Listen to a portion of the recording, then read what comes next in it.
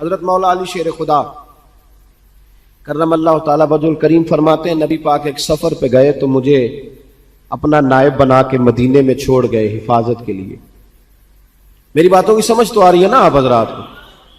حضور مجھے چھوڑ گئے، کہتے ہیں میرے پاس مال غنیمت کے تھوڑے سے پیسے تھے، میں سونے کا ایک ہار لایا، ایک لاکٹ لایا اور سیدہ فاطمہ کو تحفہ دیا پہلی دفعہ، سونے کا ہار انہوں نے پہن لیا. نبی پاک علیہ السلام کا طریقہ مبارکہ یہ تھا کہ حضور جب سفر پہ جاتے تھے تو سب سے آخر میں سیدہ فاطمہ کے گھر جاتے اور جب واپس آتے تو سب سے پہلے آتے، سب سے پہلے. حضرت علی کہتے ہیں قاصد آیا، اس نے آ کے بتایا کہ کل نبی پاک واپس آ جائیں گے. سیدہ فاطمہ بڑے دنوں سے انتظار کر رہی تھی کہ حضور آئے نہیں، اتنے دن ہو گئے. جب جا کے بتایا نا کہ کل حضور آئیں گے تو کہتے سیدہ نے صبح سے صفائیاں شروع کر دی، کھانا پکایا اپنے محبوب کے لیے، حضور کے لیے بہترین کھانا بنایا اور بہت ساری تیاری کی. کہتے ہیں حضور آئے، حسب روایت حسب عادت، وہی مبارک عادت جو محبوب کی ہمیشہ سے تھی. نبی پاک آئے، پہلا قدم سیدہ فاطمہ کے گھر میں رکھا، السلام علیکم کہا اور سیدہ نے وعلیکم کہا تو حضور نے ان کا چہرہ دیکھا تو واپس چلے گئے. حضرت فاطمہ رونے لگ گئی. مولا علی شیر خدا کہتے ہیں میں گھر آیا تو بی بی صاحبہ زاروں قطار رو رہی. فاطمہ کیا ہوا؟ کالی پتہ نہیں، حضور سلام لیا واپس چلے گئے، ایسا کبھی ہوا ہی نہیں، پتہ تو کریں. شیر خدا کہتے ہیں میں مسجد میں گیا تو نبی پاک بھی ایک کونے میں بیٹھ کے رو رہے تھے. میں نے کہا یا رسول اللہ آپ یہاں رو رہے ہیں، فاطمہ وہاں رو رہی ہے، بات کیا ہے؟ تو نبی کریم علیہ السلام نے فرمایا وہ میری بیٹی ہو کے سونا پہنتی ہے، اگر فاطمہ بھی سونے سے پیار کرے گی تو امت کی غریب بیٹیاں کدھر جائیں گی؟ وہ بھی سونا پہننے لگ گئی ہے، وہ بھی اگر یہ کام کرے گی تو غریبوں کی بچیاں کس کے طریقے پہ چلیں گی؟ وہ بھی سونا پہنتی ہے. حضرت علی کہتے ہیں میں نے کہا یا رسول اللہ انہوں نے نہیں پہنا، وہ تو میں نے لا کے دیا ہے، انہوں نے خواہش نہیں کی. تو محبوب نے فرمایا اسے جا کے بتاؤ. حضرت فاطمہ الزہرا رضی اللہ تعالی عنہا کو جا کر کے بتایا گیا کہ محبوب پاک تو اس بات سے آپ سے ناراض ہے. حضرت فاطمہ نے اسی وقت سونا اتارا، کہا علی جو مدینے میں سب سے غریب گھر ہے اسے دے آ جا کے. بھائی نبی پاک نے انہیں سادگی میں رہنا، پاکیزگی میں رہنا سکھایا، انہیں حسن سکھایا، انہیں عبادت سکھائی. نبی پاک علیہ السلام، یہ تو ساری دنیا بیان کرتی ہے کہ امام حسین نبی پاک کے کندھے پہ بیٹھ جاتے تھے سجدے کے عالم میں تو 72 تسبیحیں حضور پڑھتے تھے. پتہ ہے حضور سکھاتے کیا تھے؟ نبی پاک امام حسین کو سجدہ کرنا سکھا رہے تھے. حضور سجدہ کرنا سکھا رہے تھے، سجدہ کرنا. پورے کربلا کے واقعے میں کسی جگہ بھی امام حسن اور امام حسین نے کسی ایک مقام پہ بھی یزیدیوں سے کوئی مطالبہ نہیں کیا، کوئی بات نہیں منوائی، کہا جو تمہاری مرضی. ایک بات صرف کی، ایک گزارش، توجہ ہے میری بات پر، ایک بات صرف کی، ایک مطالبہ رکھا. جب 9 محرم کو عمر بن سعد نے، شمر نے، ان سب نے کہا نا کہ حسین یا اب بات ختم ہو گئی، یا بیعت کرو یا جنگ کرو، تو امام حسین نے فرمایا مجھے ایک رات کی مہلت دو. علی کے بیٹے مہلت مانگ سکتے ہیں؟ بولے نا یار، مہلت مانگتے تھے وہ، کیا ضرورت تھی؟ امام حسین نے فرمایا مجھے مہلت دے، ایک رات رہ گئی ہے، میں راج کے سجدے کرنا چاہتا ہوں. سجدوں کے لیے مہلت مانگی، سجدوں کے لیے. توجہ ہے میری بات پر؟ محفلیں لمبی، نمازیں چھوٹی. 24 گھنٹے آپ کسی کو بٹھا لیں باہر، وہ بیٹھا رہے گا، گپے لگائیں. نماز کا ٹائم ہوگا تو پتہ نہیں کیا ہو جاتا ہے، لوگوں دوڑ گئے، اوہو نماز پڑھنی پڑ جائے گی. ایسے لگتا ہے جیسے کوئی بہت مشکل مرحلہ آن پڑا. بھائی کربلا والوں کا تو پیغام ہی نماز ہے، ان کا تو طریقہ ہی نماز ہے. امام حسین نے کہا ایک رات کی مہلت، فقط اس لیے کہ میں کھل کے نمازیں پڑھ لوں. ساری رات بڑی باتیں تھی نا، بڑی باتیں. سیدہ زینب سے دکھ سکھ کر سکتے تھے ساری رات، امام زین العابدین کو بڑی باتیں بتا سکتے تھے، بڑا کچھ ہو سکتا تھا. لیکن امام زین العابدین کہتے ہیں ساری رات حسین ابن علی نے سر سجدے سے نہیں اٹھایا. چل تو اس طرح کر، امام حسین تو ساری زندگی ساری رات پڑھتے رہے نا، تو چل ایک رات کی عبادت کر ان کے نام پر، ایک رات ساری جاگ. نہیں نا تسی ہاں کی تھی، ایک رات کہی ہے میں نے، بڑا مشکل ہے ہمارے لیے. آپ یقین کریں مسلح, اور پھر کسی نے ہمیں کان میں بتا دیا کہ تسی نسبت آ لے ہو, تسی بخشے ہو. کوئی پکی گل دس گیا صاحب, اس میں کوئی شک نہیں کہ نسبت سے بخشے جائیں گے. لیکن امام حسین ڈائریکٹ نواسے ہیں نبی پاک کے. اگر وہ نسبت کے باوجود بھی ساری ساری رات نماز پڑھتے ہیں, تو کس قسم کا نسبت والا ہے کہ 10 محرم کو بھی تیری ساری قضا ہو جاتی ہے, ساری قضا چھٹی, ہم نسبت والے ہیں. بس نسبت کا یہ معیار ہوتا ہے. نسبت کا معیار یہ ہوتا ہے کہ جو محبوب نے کیا وہ ہم نے کر کے چھوڑنا ہے, وہ کام کرنا ہے. اور پھر اہل بیت نبوت کا اسوہ حسنہ پردہ ہے. پردہ بڑی گمراہی آ گئی ہے امت میں. اب جو بچی ایم بی اے کر لیتی ہے, وہ سب سے پہلے یہ مطالبہ کرتی ہے کہ ہمارے حقوق برابر کے. اسلام نے عورت کو برابر کے حقوق نہیں دیے, عزت والے حقوق دیے. کون سے حقوق دیے بولیے؟ میں ایک یونیورسٹی میں تھا تو ایک بچی نے پیغام دیا, کہنے لگی جی, بچیاں بھی تھی پردے میں بیٹھی ہوئی, لیکچر یونیورسٹی میں ہو رہا تھا, تو اس نے کہا جی عورت کا تو گھر ہی کوئی نہیں ہوتا, عورت کا تو گھر ہی کوئی نہیں, تو ہم کدھر جائیں؟ میں نے کہا چلیں ادیبانہ انداز میں یہ بات درست ہے, لیکن حکیمانہ انداز میں درست نہیں. عورت کی تو اللہ تعالیٰ نے ذمہ داری بڑی شاندار رکھی ہے. جب تک باپ جوان ہوتا ہے نا, توجہ ہے میری بات پر, جب تک باپ جوان ہوتا ہے تو بیٹی اس کے گھر رہتی ہے.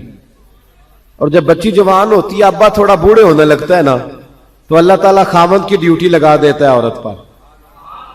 اور جب خاوند تھوڑا بوڑھا ہونے لگ جاتا ہے تو بچے جوان ہو جاتے ہیں. تو میں نے کہا بی بی تو سمجھی نہیں, تو کہتی ہے میرا گھر کوئی نہیں. رب کریم نے تو تیرا محافظ ہمیشہ جوان آدمی کو رکھا ہے, جوان کو, کبھی باپ کو, کبھی بھائی کو, کبھی بیٹے کو, کبھی شوہر کو. تو یہ کیسے؟ اسلام نے تو تیرے لیے جوان خون تیرا محافظ رکھا, اگر تو سمجھے. حضرت فاطمہ نے ساری زندگی پردے میں گزاری, ان کا ننگا سر کبھی سورج نے بھی نہیں دیکھا. یہاں اللہ خیر کرے دینداروں کی بچیاں پردہ نہیں کرتی, حاجیوں نمازیوں کی بچیاں پردہ نہیں کرتی.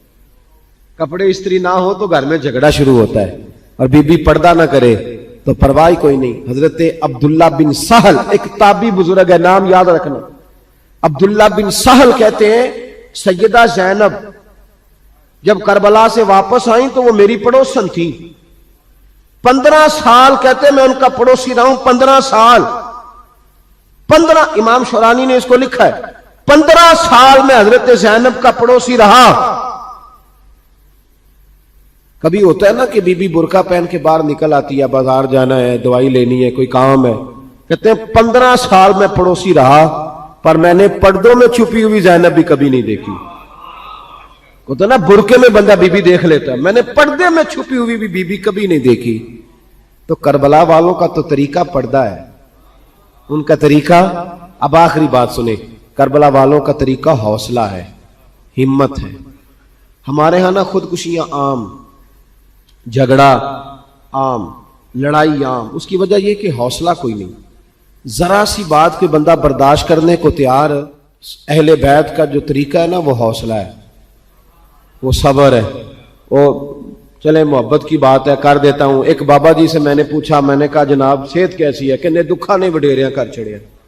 میں کہا کنی عمر تہاڈی؟ کہندا میں عمر تے ایویں 76 کو سال ہے. تے میں کہا دکھاں تو بغیر بھی ہن تساں وڈیریا ہی ہونا سی. بس کر دے, دکھوں کو بدنام کیا ہوا بلا وجہ. اب بس کریں, وڈیرے ہونا تھا کہ نہیں ہونا تھا؟ تے نہ دکھاں دا لا دیتا ہے. ہجوم غم میں بھی توہین نے ضبط غم نہ ہوئی, ہم تو اس احتیاط سے روئے کہ آنکھ نم نہ ہوئی. اللہ والے تو مطلب شکوہ کرنا ہر وقت شکوہ, حوصلہ ہی کوئی نہیں, سکون ہی کوئی نہیں, پریشانی بڑی ہے جی, آزمائش بڑی ہے. کبھی آپ نے کہیں سنا ہے کہ واقعہ کربلا کے بعد حضرت زینب معاذ اللہ نفسیاتی مریض ہو گئی تھی؟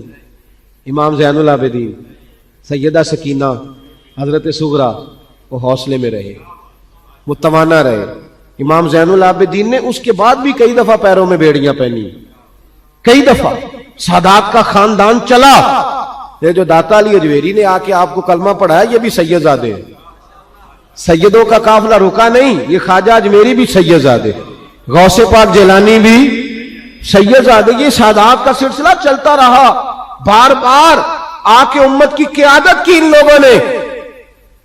جب دیکھیں نا یہاں کسی بندے کا کٹا ہوا ہاتھ پھینکا جائے نا, بلکہ انگلی پھینک دی جائے, تو لوگ ڈر کے بھاگ جائیں گے. کسی کا، اپنے کسی کا نہیں، کسی کا.